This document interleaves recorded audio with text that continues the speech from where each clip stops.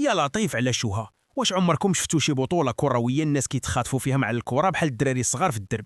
مولفين اللاعب اللي كيماركي هاتريك هو اللي كيدي الكرة للدار كسوفينير، ولكن باش يجي عضو من الطاقم التقني ويسرق الكرة خلسة بين الشوطين، هذه هي اللي ما عمرنا شفناها.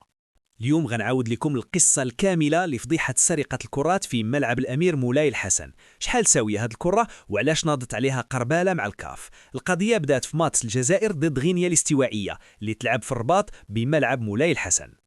الماتش كان غادي عادي، ولكن بين الشوطين المسؤولين ديال التنظيم لاحظوا واحد الحاجه غريبه، وهي ان عدد الكرات اللي مخصصين للملعب نقص. نورمالمون كيكون عدد محدد ديال الكرات اللي هو 15 كره، وفاش حسبوهم لقاو 2 كرات تبخروا.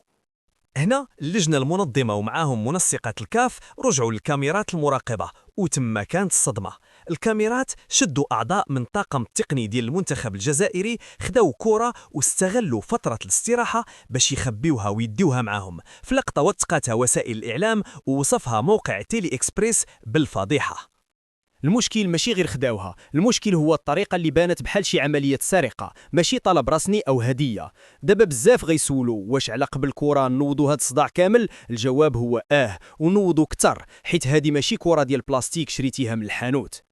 هذه كرة بوما أوربيتا، النسخة الرسمية ديال كان اللي مسمينها E3، وهي كرة متطورة جدا وتكنولوجيا ديالها عالية باش تضمن الدقة في التيران. الثمن ديال هذه الكرة الرسمي هو 130 أورو، يعني تقريبا ما بين 1400 حتى 1500 درهم مغربية للكرة الوحدة. تصور معايا الطاقم يسرق كرة كأساوية 30,000 ريال قدام العالم. هاد الكرة عندها رمزية كبيرة، حيت التصميم ديالها مستوحي من الزليج المغربي وحرف تيفيناغ، وهاد الشيء علاش هي مستهدفة. ولكن كاين فرق كبير بين انك تشريها كذكرى وبين انك تهزها من تيران بلا اذن وتخلق ازمة مع المنظمين.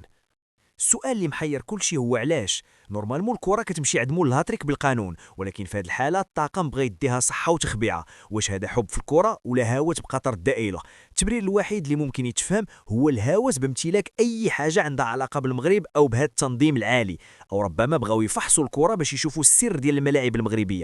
منسقة الكاف دارت مواجهة ساخنة مع الطاقم الجزائري وطالبات باسترجاع الكرات فورا، حيث هذا التصرف كيتعتبر خرق للقوانين التنظيمية وكيشوه صورة البطولة.